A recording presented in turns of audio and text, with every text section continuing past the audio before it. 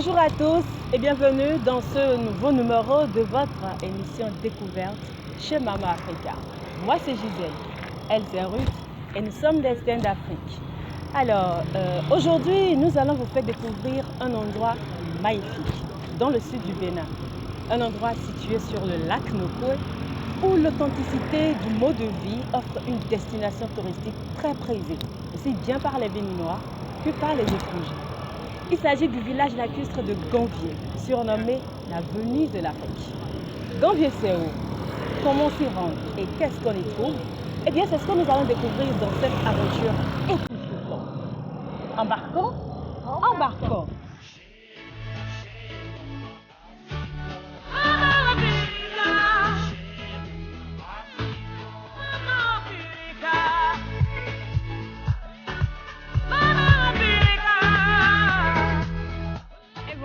Nous y sommes. Après 30 minutes de route à moto et à une vingtaine de kilomètres de Cotonou, nous sommes enfin à l'embarcadère de Calavi, d'où nous allons partir pour le village de Gambier. Et c'est ici que nous allons retrouver aussi notre ami Bogart, qui sera notre guide au cours de cette aventure. Mais avant, on va essayer de vous dire ce que nous avons appris sur Gambier. Et ensemble, on vérifiera tout ça avec Bogart. Selon nos recherches, Gambier signifie la communauté des populations qui ont trouvé la paix et la sécurité sur l'eau. Le village est situé en plein cœur du lac Nokoué et appartient à la commune de Soava, dans le département de l'Atlantique. Pour la petite histoire, la création de ce village remonte à 3 siècles en arrière. Les premiers habitants qui fuyaient les razzias esclavagistes sont arrivés du Togo avec le roi Agbodogbe. C'était en 1717. Et devant le vaste dos étendu du lac, bloquant leur passage, le roi, puissant qu'il était, s'est métamorphosé en épervier. Il survole la lagune et découvre l'île de Gambier. Ensuite, il fait une autre transformation et devient crocodile. Il est venu transporter son peuple sur son dos pour la terre promise. Et c'est ainsi que le village de Gambier est créé. Et au fil du temps, avec la démographie, le village abrite aujourd'hui près de 40 000 âmes. Et les habitants d'ici sont appelés Tofin, c'est-à-dire les hommes de l'eau. De toute façon, Bogart nous dira si on a bien fait nos devoirs en nous racontant la vraie histoire. Mais déjà, sachez que l'activité économique dominante ici, c'est la pêche. Et les autochtones mènent une vie tout à fait normale, loin des pollutions industrielles des grandes villes ou du bois de la métropole. Et l'autre chose très importante à savoir sur la cité lacustre de Gambier, c'est que non seulement elle est inscrite sur la liste indicative de l'UNESCO en 1996, mais elle est également surnommée la Venise de l'Afrique, simplement parce que toute la vie ici se mène sur l'eau et autour de l'eau. Bon, assez parlé. On va retrouver notre ami Bogart. On a assez attendu maintenant.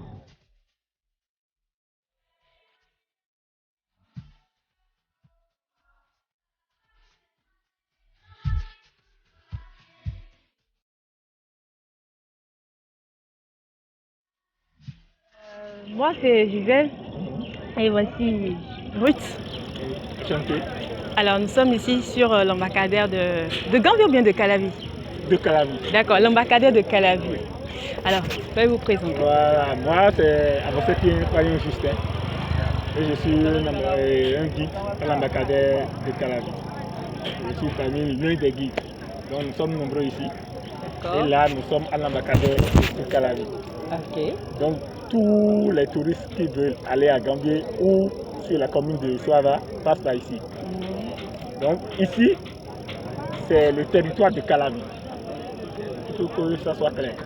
Maintenant, dès qu'on sera dans la barque, nous serons sur le territoire de la commune de Soava. Donc là, nous sommes sur le territoire d'Abomey-Calavi. Tout à l'heure, nous serons sur le territoire de la commune de Soava. Là, c'est Abomey-Calavi, là-bas, c'est Soava. Donc, tout à l'heure, je vais vous faire visiter la cité lacustre d'Afrique, qu'on a surnommée la Venise de l'Afrique. La Venise de l'Afrique. Donc c'est aujourd'hui une cité. Avant c'était un village. Maintenant il y a de plus en plus de population, de l'administration et tout. C'est pourquoi c'est devenu une cité. D'accord. Et on doit vous signaler que c'est la cité, c'est pas une cité. Parce qu'il n'y a pas deux Gambier. Quand on dit là, c'est unique. D'accord. D'accord. Donc quand on dit une, c'est parmi les cités. Donc Gambier aujourd'hui est la cité, c'est pas une cité. Donc il n'y a pas deux en Afrique.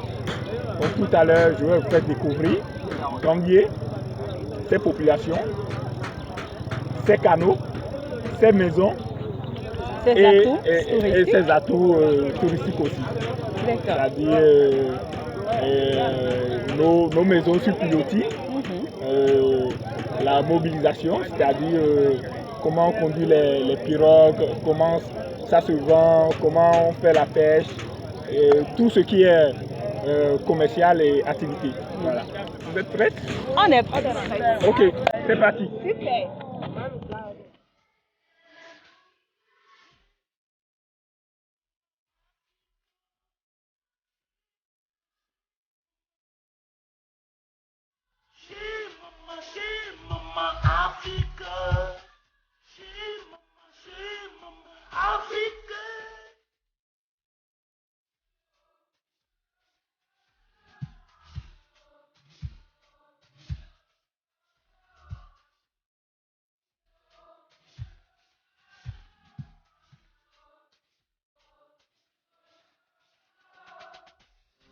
Voilà les dames, nous sommes déjà sur le lac Nokoué, qui est le plus grand lac d'ailleurs du Bénin. C'est sur ce dernier que se trouve Gambier. Aujourd'hui, ce lac a pour superficie 218 km². 218 km² et sa profondeur varie de 1 mètre à 2 mètres. Mais notre trajet, c'est maximum actuellement parce que nous sommes en étiage. C'est-à-dire quand il y a moins d'eau. Donc la profondeur maximale de notre trajet est de 1,50 m pour aller à Gambier. Mais quand on va vers Cotonou et Porto-Novo, c'est plus de 2 mètres, 3 mètres environ. Et cette superficie de 218 km² abrite plus de 42 villages. Nous avons plus de 42 villages sur le lac. Et plus de 7 arrondissements dans la commune de Soava. Donc ici, c'est la commune de Soava. Et aujourd'hui, Gambier est en quelque sorte la capitale touristique de la commune de Soava. Et en même temps, la cité la plus d'Afrique, c'est-à-dire la Venise de l'Afrique. Parce qu'aujourd'hui, Gambier compte plus de 40 000 habitants.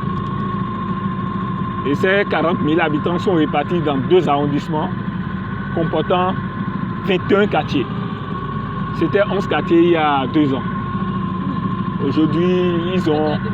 Voilà, et la décentralisation avec le nouveau gouvernement qui a beaucoup départagé les trucs. Aujourd'hui, c'est 21 quartiers. Donc nous avons 21 quartiers de 21 chefs villages. D'accord? Ou 21 sécu, chefs quartiers. Voilà. Et je dois vous signaler que Gambier est fondé en 1717.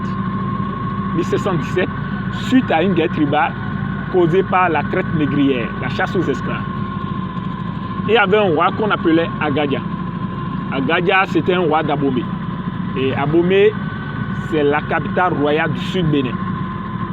Donc Agadia, quand lui avait pris le trône, son ambition c'était d'agrandir son royaume.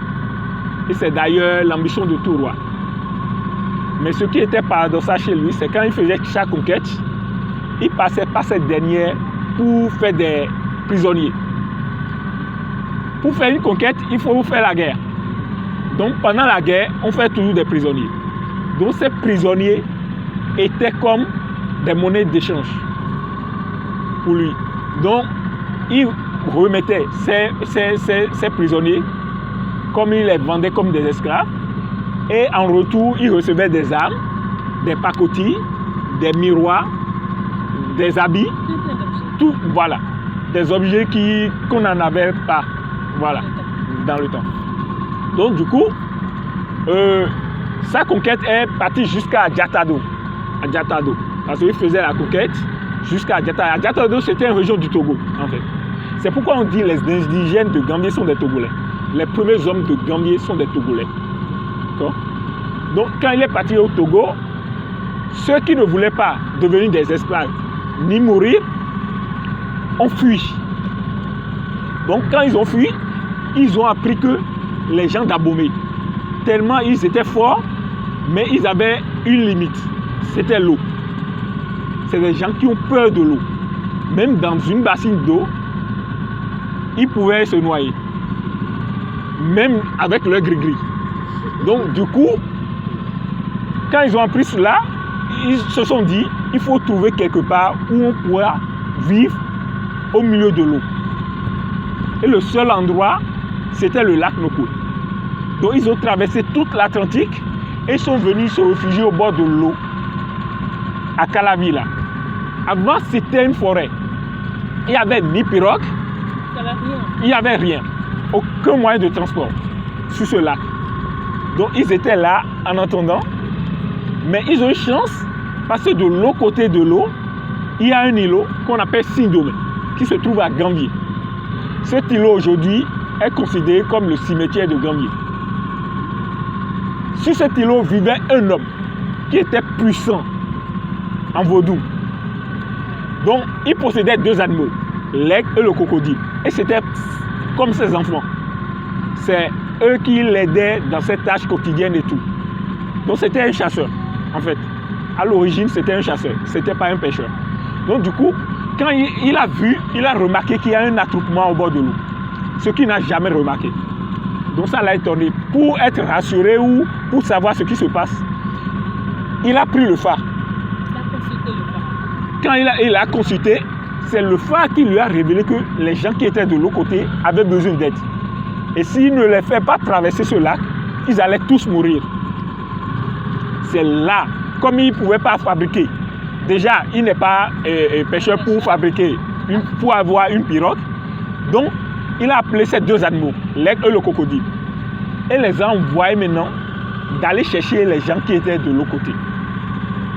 Donc, l'aigle lui survolait tout le lac et alla jusqu'à la terre, prendre une personne sur le dos et survola pour aller la déposer sur l'îlot. Le crocodile, étant un grand animal, lui était grand et long.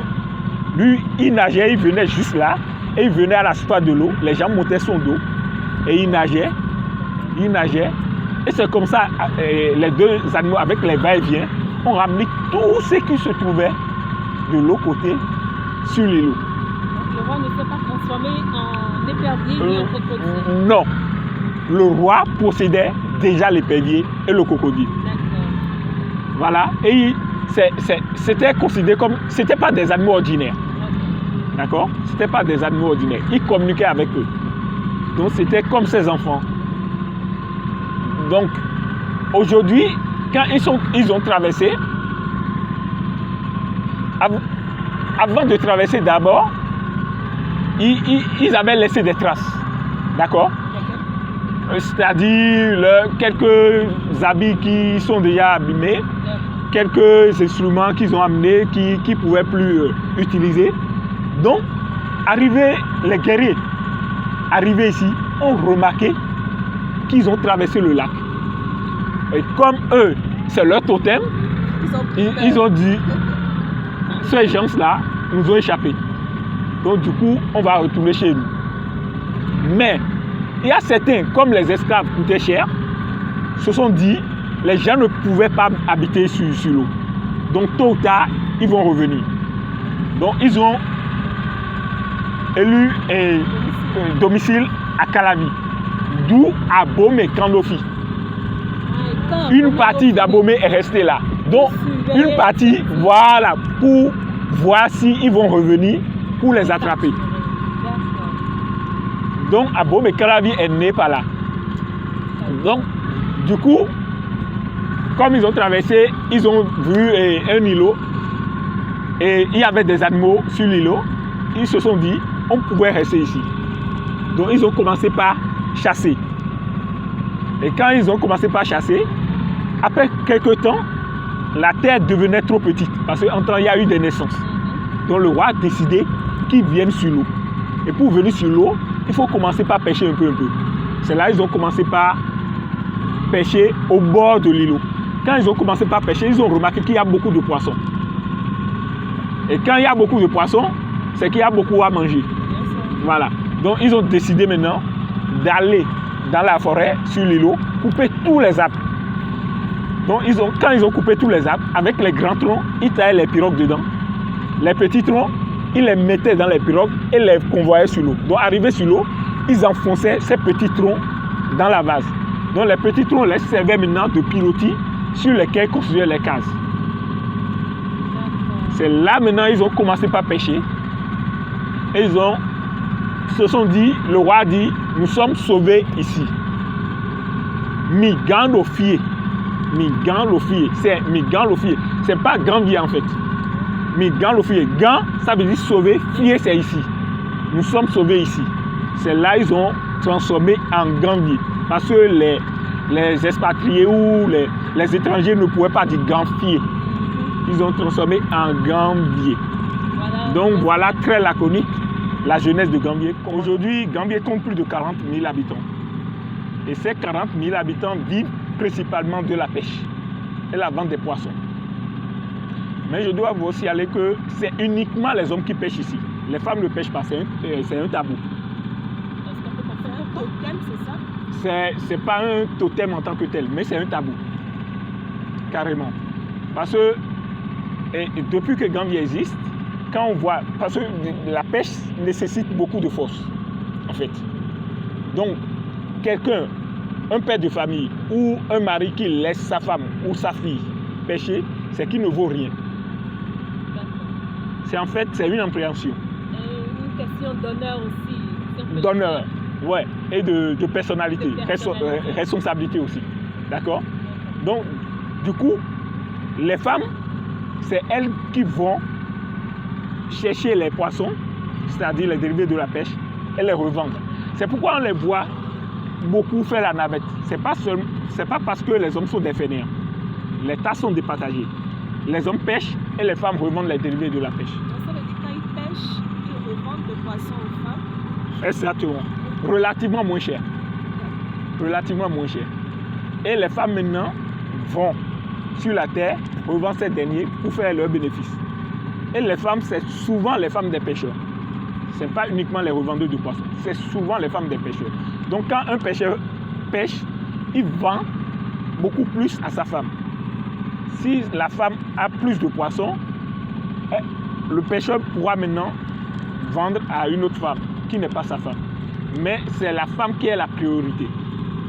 Donc on vend, voilà. Donc nous avons plusieurs systèmes de pêche ici. Plusieurs systèmes de pêche. Le système le plus rentable, c'est celui-là. On appelle ça Akadia. Akadia, c'est ce que vous voyez de part et d'autre.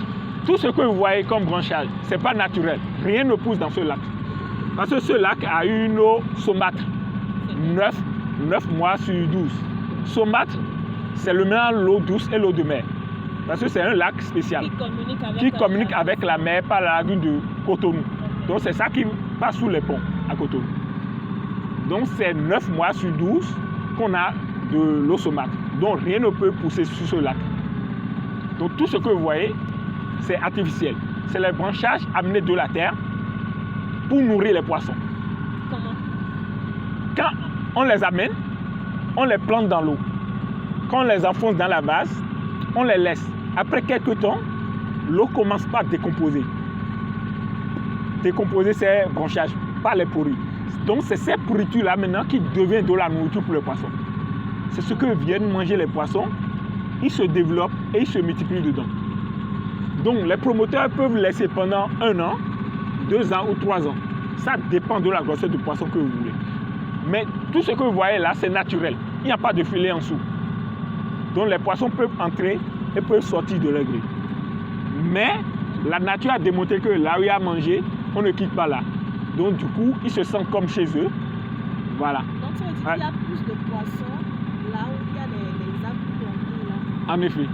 Mais comment chaque pêcheur arrive à se construire son territoire, si je peux m'exprimer? Son domaine. Pour qu'il n'y ait pas de On parle conflit. de poissons, de conflits d'intérêts sur le lac. Vous savez, tant que le poisson est dans l'eau, n'appartient à personne. D'accord?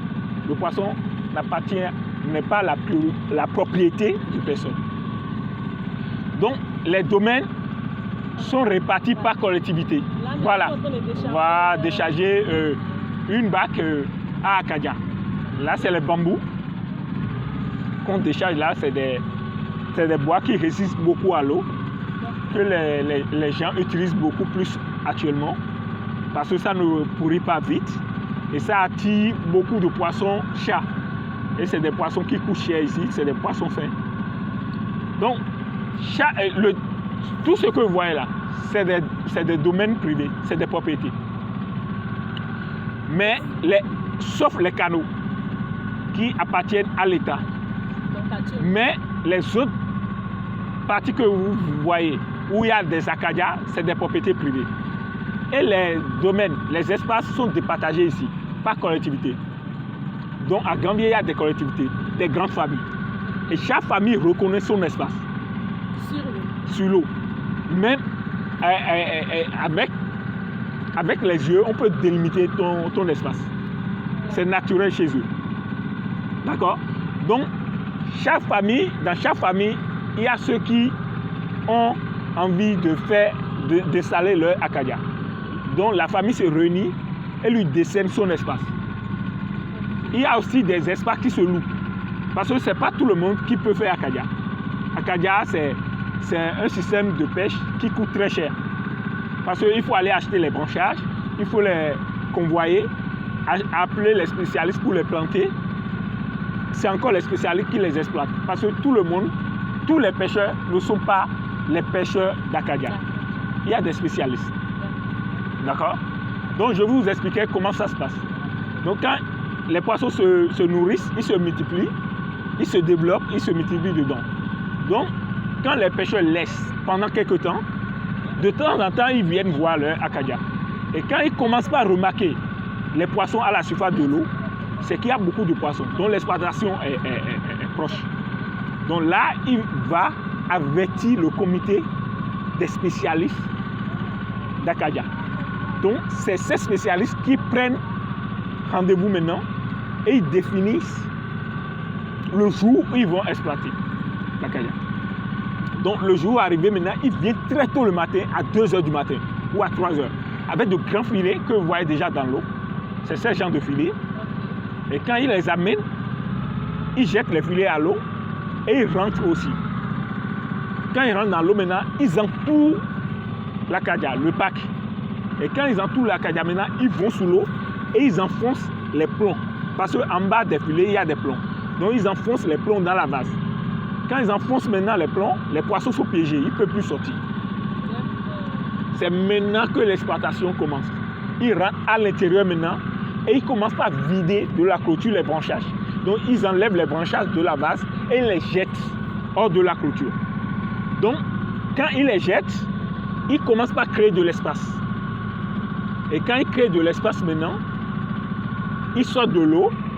Parce qu'en enlevant les branchages, il y a certains poissons qui rentrent dans la vase.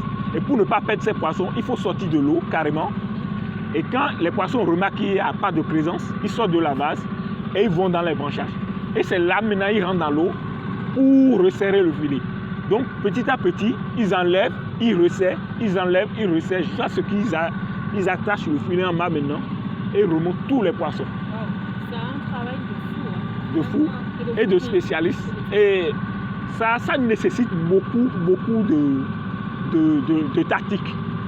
La pêche Medokpo-Konu. Medokpo-Konu, c'est une seule personne souris. C'est une pêche qui est tellement rentable, mais qui est très nuisible pour le lac. Ouais. C'est un système qui consiste à étaler les filets qui ont des mailles comme la moustiquaire. Les mailles sont tellement fines, regardez, serrées, que ça, voilà, et que ça ne laisse pas passer les petits poissons. Donc ça ramasse tout sur son passage. C'est pour ça dans les menus flottants. Exactement. Mais c'est grâce à ce système qu'on pêche les crevettes et les gambas. Okay. D'accord? Donc c'est un système, et comme ces poissons coûtent cher, ça veut dire que la pêche est rentable.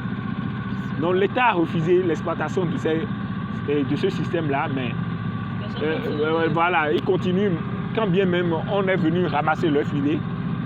C'est l'instinct de survie en fait. 6 à 7 systèmes.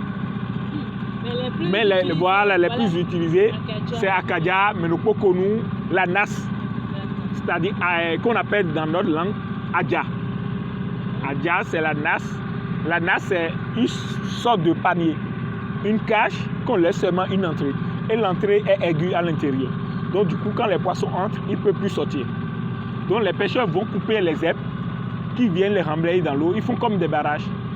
Et ils laissent de petits espaces derrière lesquels ils placent ces NAS-là. Donc les poissons circulants rentrent dans les espaces sans savoir qu'ils rentrent dans les NAS. On les pêche. Ils sont pris au piège en fait. Voilà. Et la pêche vedette, le système vedette, c'est la pêche à l'épervier. C'est pas pour pêcher les éperviers partout. C'est quand on lance. C'est quand on lance le filet, ça se déploie. Oui. C'est tellement agréable à voir. C'est des filets qu'on coud à forme ronde. Et on met des plombs tout autour pour que ça aille au fond. On coud des poches en bas.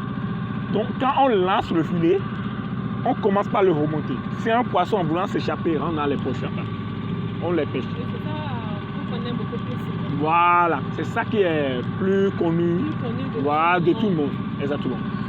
Nous avons aussi la pêche au filet dormant. Chaque kayak que vous voyez appartient à une famille, comme je venais de vous le dire tantôt. Mais ici, c'est les espaces qui les délimitent. Par contre, sur la terre, c'est les bords. Ici, c'est les espaces. Donc, dans ces espaces, les pêcheurs vont placer des filets flottants en mailles élastiques. Donc, les poissons circulant d'un acadien à l'autre s'accrochent dans les mailles et ne peuvent sortir. Donc, nous pêchons 2 espèces de poissons ici. Les poissons d'eau douce et les poissons de mer. Parce que les poissons de mer rentrent dans ce lac. Donc, du coup, nous pêchons beaucoup plus les carpes. Les carpes, les tilapias, les dorades, les sardines, les bars, les silures, les poissons chats. Et les thons, c'est les petits thons. Nous pêchons aussi les crabes, les crevettes et les gambas. C'est les principaux poissons que nous pêchons ici. Nous avons beaucoup de petites terres. Ce sont des terres artificielles. Les terres sont faites à base de quoi pour être artificielles? C'est naturellement avec le sable, la terre. C'est de la terre qu'on ramène. Le sable qu'on met dans l'eau. On remblaye jusqu'à ce que ça fasse la terre. Et, ouais, il y a des maisons en dur. On va rentrer dans Gambier par le canal des Amoureux. Pourquoi parle-t-on du canal des Amoureux? Pourquoi le nom, le canal des Amoureux? Le canal des Amoureux parce que c'est un canal qui est très animé par les jeunes la nuit. Donc, très souvent, les jeunes filles et les jeunes garçons se rencontrent sur ce canal. Tombent amoureux. Et tombent amoureux naturellement parce que quand on se rencontre, on parle. Chaque fois, on se donne rendez-vous là. On se voit, on parle. Avec le contact, ça crée là. Voilà. Donc, du coup, c'est exprès, ils passent. Très souvent, les hommes ne sont pas sur le canal. Ils sont dans les agglomérations, mais guettent les filles qui vont passer. Voilà. Les filles qui vont passer.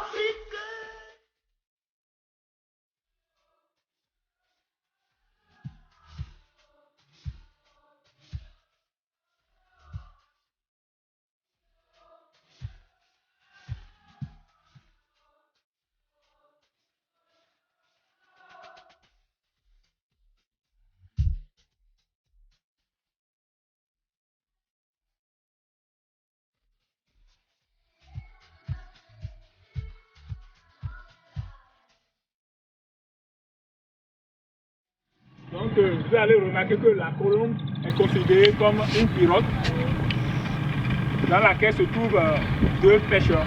Il y a l'un qui tient la pêche et l'autre qui tient le filet. Et comme la colombe représente la paix, ça veut dire avec la pêche, on a la paix. Vous remarquez qu'il y a de grands bacs qui sont en bleu. Donc ces bacs, c'est offert par une ONG qui fait le ramassage des écoliers. Voilà, la difficulté principale des enfants ici, des écoliers, c'est le transport. Le transport, parce que les parents habituellement ont deux pirogues. Il y a une pour le papa et une pour la maman. Donc du coup, quand les parents ne sont pas à la maison, les enfants sont condamnés. Donc du coup, il y a certains qui manquent l'école carrément si les parents ne sont pas là. Ou ils font tout pour trouver quelqu'un qui passe pour faire l'autostop en fait, comme sur la Terre. L'électrique, c'est les panneaux solaires, les groupes électrogènes et les batteries. Donc on n'a pas d'électricité qui vient de la Terre ici, par exemple.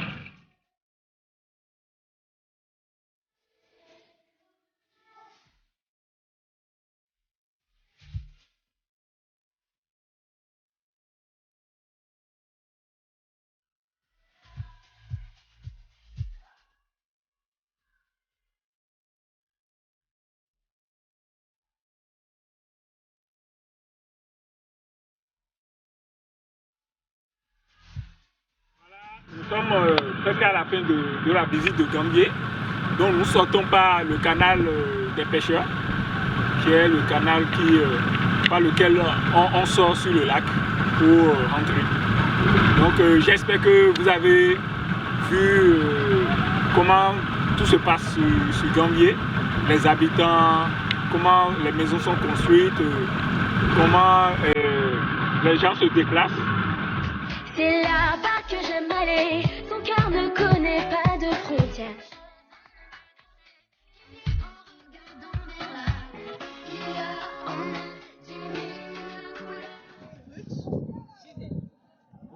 Et voilà derrière la caméra. On se dit à très bientôt.